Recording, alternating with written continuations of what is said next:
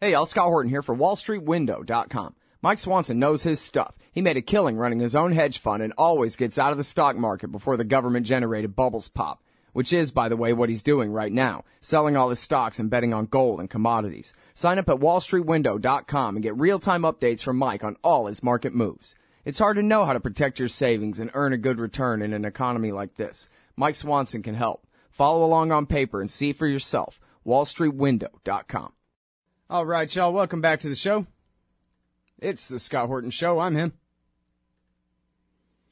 I got Daniel Larison on the line, blogger for the American Conservative Magazine. Welcome back to the show. Daniel, how are you doing? I'm just fine, Scott. Thanks for having me back. Very happy to have you here. Thank you very much for joining us.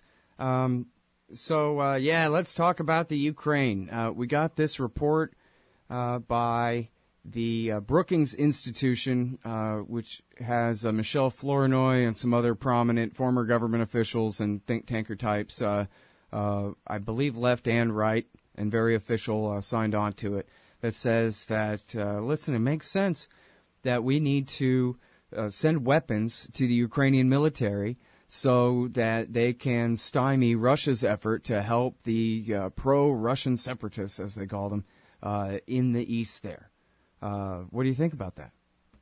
Well, I think, as I've been saying a few times this week and before that, seems like a really terrible idea. It's something that doesn't make sense for a number of reasons. The most important of which is that it's very likely going to cause an escalation in the fighting. It's going to inflict more damage on Ukraine because the Russians are not going to respond favorably or respond as these advocates would like them to respond. Instead, Russia is going to respond to the killing of their people and the separatists that they're supporting with more aggressive tactics. And it's conceivable that Ukraine could end up being much worse off as a result of this.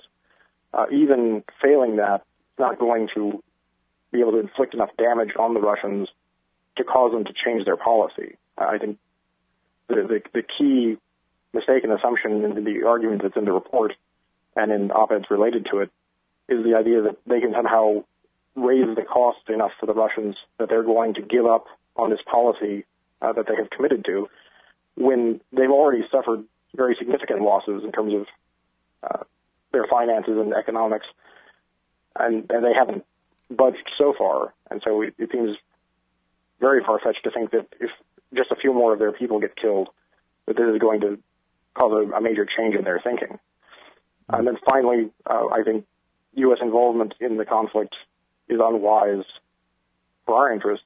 We have nothing really at stake in terms of the conflict between Ukraine and Russia. We certainly shouldn't be trying to inflame it and make it worse. And we certainly shouldn't be trying to make a new commitment that we're going to have to back up in the future with additional support once we commit to them in the way that the people offering support want us to.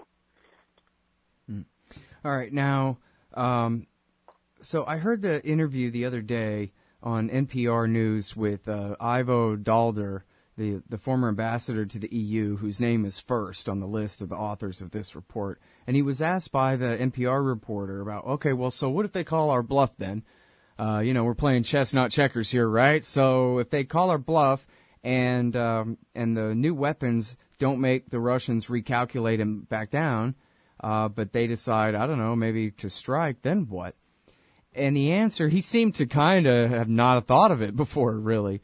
And he sort of flubbed out a couple of incoherent lines that amounted to, well, if it backfires, well, that's good, because it'll still just be more of the same. It'll raise the costs for Russia.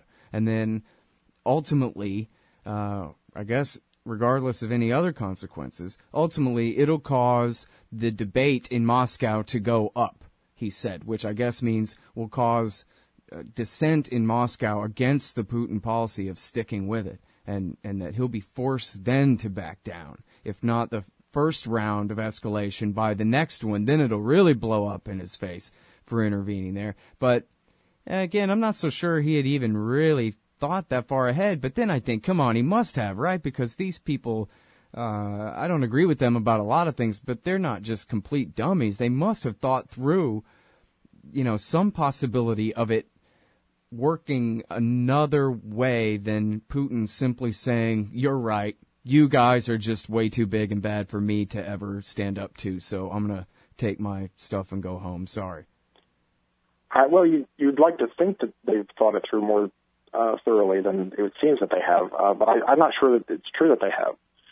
There's not really any evidence in the report that they've considered any possible negative consequences of what they're proposing, and they don't seem to consider that at every stage in the crisis over Ukraine in the last year, Russia has responded very severely to any action by Western governments that they have viewed as threatening. And I think if overthrowing Yanukovych caused them to take the actions that they did in Crimea and eastern Ukraine, why would they respond in any other sort of way to providing weapons to Ukrainians so that they can kill Russian proxies? The Russians have already demonstrated that they're not prepared to let the rebels in the east go down to defeat. And so anything that's trying to force the issue militarily is just going to generate retaliation. I think that should be pretty obvious. But I don't think they've thought it through because, like a lot of hawkish proposals, the people that support this measure have basically assumed the best case scenario as the only likely scenario, and they assume that this is going to work, and therefore what will work should be done, and that's all there is to it. Yeah. And we've seen many times before how these kind of blithe assumptions about everything going according to plan and the other side cooperating exactly as they're supposed to has been proven wrong again and again. Man, this is sort of unreal. If I understand the situation right, to me, I have to admit, even after years and years of this, Daniel, that my mind is kind of blown here, because I think, as much as they claim to be so concerned about the domino theory and all that, it was understood that Russia, and probably China too, don't care that much about Vietnam. And we can bomb them for 10 years if we want, and that's not going to lead to a nuclear war because it's Vietnam, out and down at the bottom of Southeast Asia, way the hell out, where it barely even matters at all except for some tungsten or something, right? And yet they're kind of blundering into this Ukraine thing, and they're treating it like, we can just come in here and carve this out as our sphere of influence, as though they really don't know the history of Ukraine and Russia at all. They have no idea, where Kissinger sounds almost plaintive, saying, guys, please listen to me. Ukraine is really important to Russia, okay? Like he's talking to a kindergarten class full of State Department employees who don't know that, who never read a book and haven't been so concerned to find out just what Ukraine means to Russia, even as they would get us further into this crisis that they started. Well, and I think they understand how important Ukraine is to them, but in a sort of a backwards, almost perverse way. They assume that Ukraine is very important to Russia, but they think that if they can detach Ukraine from Russia's sphere of influence, that Russia will be significantly weakened, and that's ultimately what they want to see happen.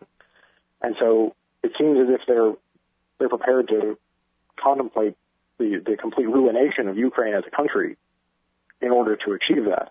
And so it becomes an issue not trying to do what's in the best interest of the parties on the ground, but what would be in the best interest of people that want to roll back Russian influence in the former Soviet Union. Mm-hmm. And so I think they are underestimating the extent to which the Russians are going to resist that. And that probably is evidence of historical ignorance on their part. But well, and again, like you're saying, never even mind, ancient history, like, a few years ago or anything like that, but just in the last year. They thought they were going to kind of sneak away with Ukraine, like like Gideon Rose explained to Stephen Colbert, that we're going to kind of run away with them and hope that Russia doesn't react too bad. Yeah, well, how's that been working out? Well, exactly, and it has been a case of provoking Russia and then hoping that the provocation doesn't lead to any negative consequences. And so the belief is that they can somehow rope Ukraine out of Russia's sphere of influence without ever having to suffer any backlash from that, and we've found, especially the Ukrainians have found to their detriment, that that's not true. All right, right back with Daniel Larison after this, y'all.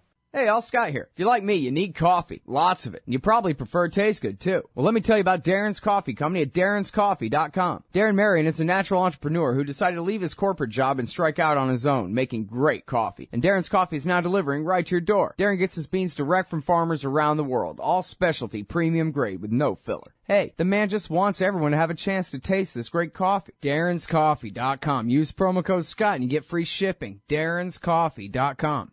All right, y'all, welcome back to the show. I'm Scott Horton. It's my show, The Scott Horton Show. I'm talking with Daniel Larison from the American Conservative Magazine. Arming Ukraine is still a terrible idea, he writes. I saw a thing, Daniel, that was actually critical, pointing out that Obama told Fareed Zakaria over the weekend something along the lines of, hey, well, they're not really a NATO ally, and it's kind of far away from here, and so I don't really know. And this is the kind of thing that gets the Word Party all angry, but makes me a little bit hopeful. The New York Times said they're strongly considering it, but what do you think are the odds that Obama is really going to escalate this blunder that much further? Well, I have been hopeful prior to this week that it wouldn't be happening, that the administration wouldn't go that far. I know that they had said that they weren't going to veto the so-called Ukraine Freedom Act that passed by voice vote through both houses a few weeks ago, and I was very critical of that decision not to pledge to veto it, but I was still hoping that they wouldn't actually follow through and implement the terms of that bill, which includes the provision of weapons to the Ukrainian forces. However, based on what Ashton Carter said in his confirmation hearings this week, and his general hawkish approach to these sorts of issues, I get the impression that he is very much in favor of doing that, and it seems to me that he was able to say that publicly because the administration is gradually shifting in that direction. I hope that that's not right. I hope that Carter was simply offering his opinion, which will then be overruled. But it's certainly a bad sign for those of us that want to stay out of this. Yeah. Well, now, what do you think is really preventing peace? Because there's been some negotiations and the Minsk agreement and this kind of thing, but the ceasefires keep falling apart and the violence continues on.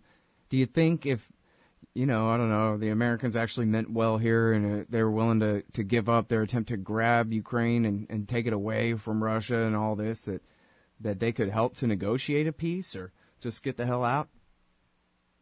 Well, at this point, I'm not sure that our government would be in a position to do much in the way of negotiating anything. I think from Moscow's perspective, the U.S., they're making the U.S. into the prime mover behind all of this.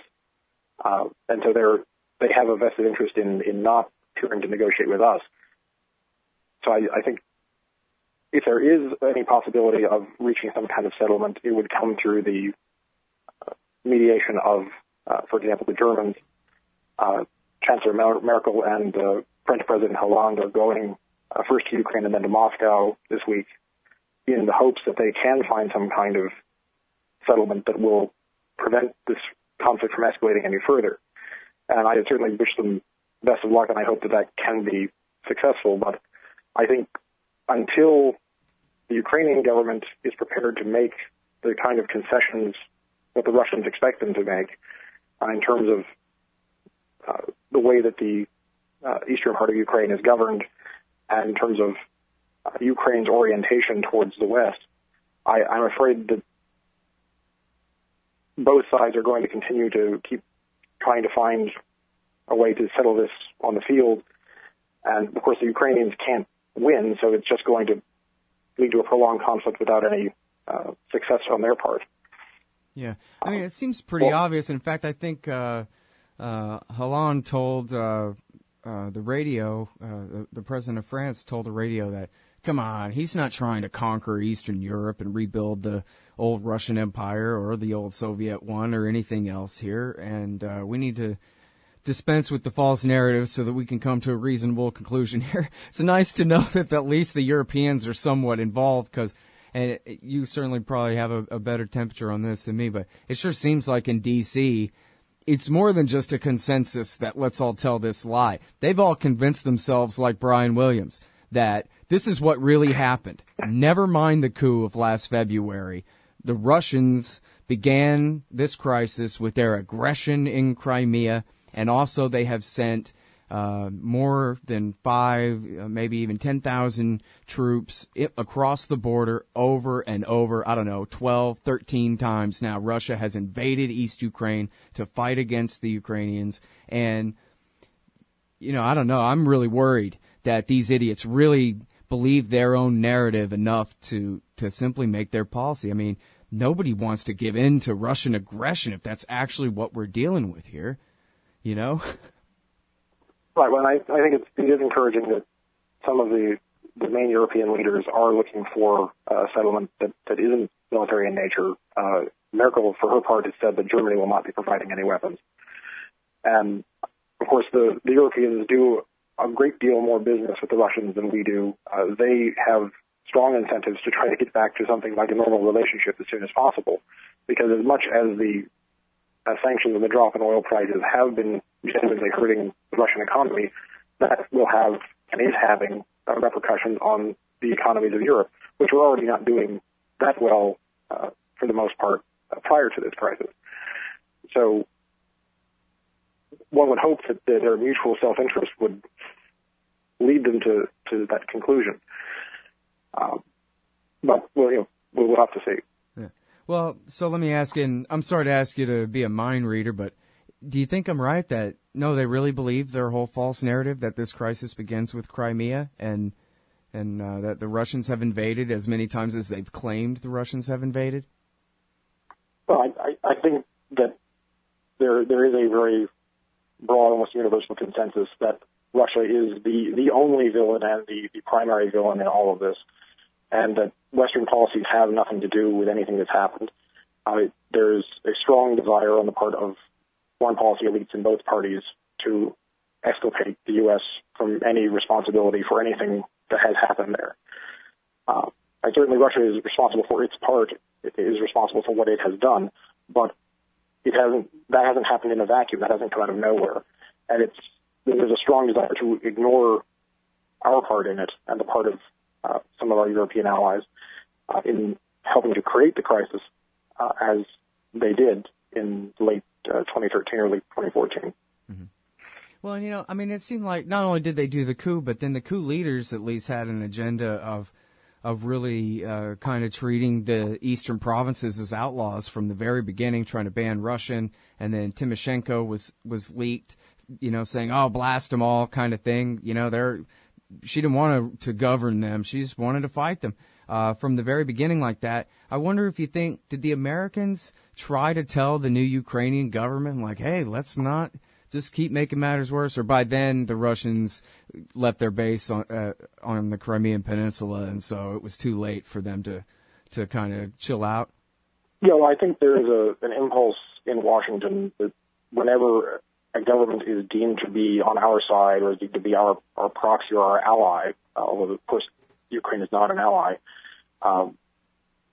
there's a strong impulse to whitewash whatever that government is doing to present them in the best positive light in order to make our support for them appear more justifiable than it really is. And so there's every incentive to push all of the blame onto the other side and not recognize any of the ways that the Ukrainian government helped to worsen matters, especially in those early days after they had seized power. Yeah, that makes sense, right? Even in kind of, you know, whispered terms. They don't want to really acknowledge, hey, rein in your Nazis, because nobody wants to be the bureaucrat who admitted that, yeah, we're dealing with some Nazis here. So if it just goes unsaid, we're all doing this, right? Okay. Yeah, well, unfortunately, that seems to be the case. Yeah. All right, well, listen, thanks so much for all your great writing and your time again on the show, Daniel. Good to talk to you. Thanks, Scott. All right, y'all, that's Daniel Larison. He's at the American Conservative magazine, theamericanconservative.com/Larison.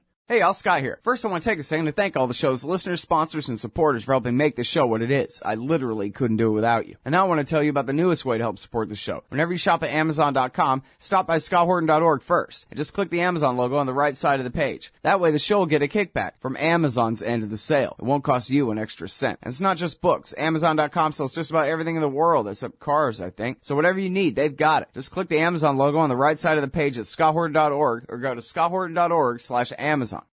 You hate government, one of them libertarian types, or maybe you just can't stand the president, gun grabbers, or warmongers. Me too. That's why I invented LibertyStickers.com. Well, Rick owns it now, and I didn't make up all of them, but still, if you're driving around and want to tell everyone else how wrong their politics are, there's only one place to go. LibertyStickers.com has got your bumper covered. Left, right, libertarian, empire, police, state, founders quote, central banking. Yes, bumper stickers about central banking. Lots of them. And, well, everything that matters. LibertyStickers.com. Everyone else's stickers suck.